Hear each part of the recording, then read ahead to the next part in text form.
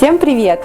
Мы приехали в Сочи, несмотря на то, что декабрь месяц, погода практически лето. И следующие 3 дня мы проведем на сборе в Сочи. Будет 2 тренировки на карте. Я надеюсь, что эти дни мы проведем очень эффективно. В межсезонье многие спортсмены, профессиональные гонщики тренируются на картодроме, так как картинг – это основа автоспорта и помогает заложить хорошую базу для того, чтобы более уверенно себя чувствовать в течение сезона. Ну, по крайней мере, в моем случае это точно будет так. Посмотрим, что из этого получится. На сбор в Сочи я уже приехала относительно подготовленная. У меня к этому моменту уже прошло 10 тренировок на карте. Я довольно неплохо справлялась с машиной, ориентировалась, как работать с газом, как работать с тормозом, траекторией и так далее. Все мне это было понятно.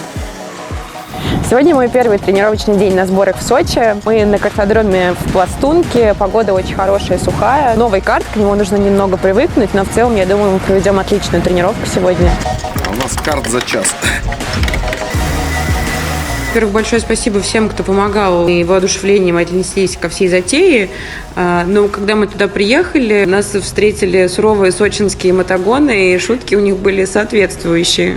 А как вы вообще выживаете и веселитесь в отсутствии девушек в мото- и автоспорте? Они же редко к вам заходят, или вы терпите и потом выдаете все, что вы сочиняли за это время? По-моему, ситуация не меняется. 3 девушки. Без девушек. Просто можно на мотоцикле так себя поиметь, что девушка... Так, отстань. Картинг – это первая ступень вообще во всем автомобильном спорте. 99% пилотов Формулы-1 – это бывшие картингисты. Всеми техническими тренировками в плане вождения руководит Алдис, который по совместительству является моим штурманом. С Петром я до этого не тренировалась, и помимо Петра все люди, которые там находились, пытались давать мне ценные указания. В целом мне это все помогало, я быстрее смогла разобраться.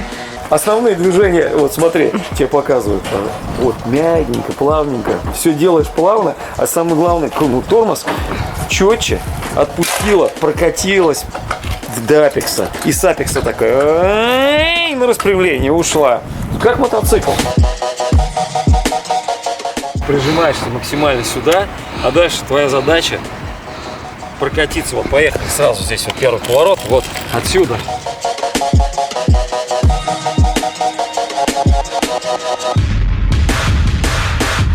Сейчас еще резину поменяют, у меня там покрышки были совсем убитые, они очень плохо держат. А так отлично, можно ничего не говорить пока. Первый заезд, он был такой больше как бы тренировочный, разогревочный. Поменяют покрышки, и мы уже сможем потренироваться и поработать. Немногие задумываются о том, что езда на карте – это крайне сложная физическая задача. Руки очень быстро забиваются. Ты тратишь колоссальное количество энергии на то, чтобы управлять машиной. Вот эти все 170-ки все время в разных местах нажимаешь на газ. Сейчас ты что-то дернул его, думаешь, о, рановато, потом позже. С апекса, вот апекс, серединка апекса, то есть центр поворота, с него уже можешь открывать плавно просто. И сразу у тебя результат будет на секунду выше. Вообще Самая главная задача здесь, в повороте, машину вывесить. В тот момент, когда машина вывешивается, почему картинг отличается от автомобильного спорта? Потому что здесь нет дифференциала. Здесь есть просто прямая палка. Когда колеса в повороте идут по разным радиусам, они пытаются сами себя остановить. Вся эта палка пытается остановить машину. Для этого нужно ее вывесить. Когда машина вывешивается, у тебя одно колесо отходит от асфальта. Ты едешь на 3 точках. И вот в этот момент, чтобы ее держать на высоте, это колесо, тебе нужно работать плавно газом. И больше руля крутанул, она еще выше поднялась. Колесо уже не справляется, резко соскальзывает. То есть надо и руль, и газ контролировать.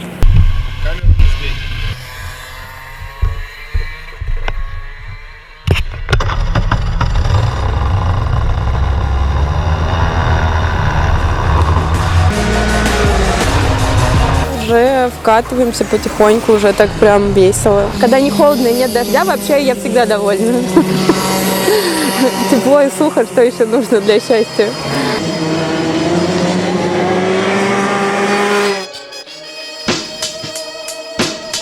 Вот смотри, сколько червяков здесь. Что это? Это твоя резина. Ключевая задача картингиста не собирать червяков. Апекс твой. Вот, видишь, где больше всего черноты? Да. Это твой апекс. Но в него ты должна попасть. Прям выходишь здесь за белую линию.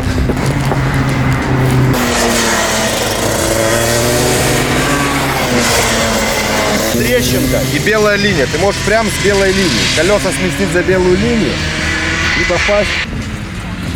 Здесь просто есть такая особенность, что многие повороты нужно заходить как бы в неправильную траекторию, чтобы выходить правильно. К этому надо привыкнуть и настроиться. Нужно убрать агрессию у нее. У нее очень агрессивный стиль пилотирования. Картинг не прощает таких моментов, как агрессия в поворотах, потому что здесь должна быть четкая, правильная траектория. Витя говорит, что я агрессивно езжу, но, наверное, я агрессивно езжу, но мне действительно очень хочется наверстать пропущенные 20 лет тренировок, показать результат. Сегодня у нас шоу-бизнес в основном. В лунном месяце апреля в старом парке тает снег, и крылатые качели начинают свой разбег. Мама поклонник первый, мама первый поклонник. Картинг сам по себе мне очень нравится, и, конечно, вот этот первый этап, когда только начинает получаться, когда ты вкатываешься, когда ты тренируешься как профессиональный картингист по 100 кругов за тренировку, проводишь на картодроме 4, 5, 6 часов. Очень захватывающе и действительно помогает не только в плане там, траектории и технических навыков, но и почувствовать себя настоящим спортсменом. Я хожу с серьезным видом, пью водичку между заездами. Это, конечно, очень крутой опыт. Я всегда быстра. Я самый резкий чувак на свете.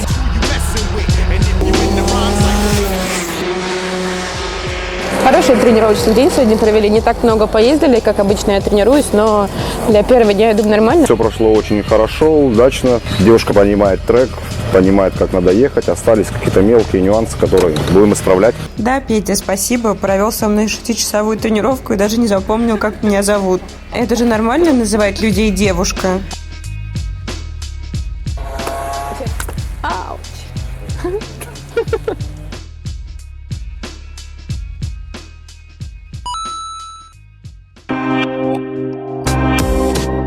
В следующем выпуске нас ждет ледовый трек в Екатеринбурге, мороз минус 26 градусов, боевой спортивный шип и уже реально высокие скорости.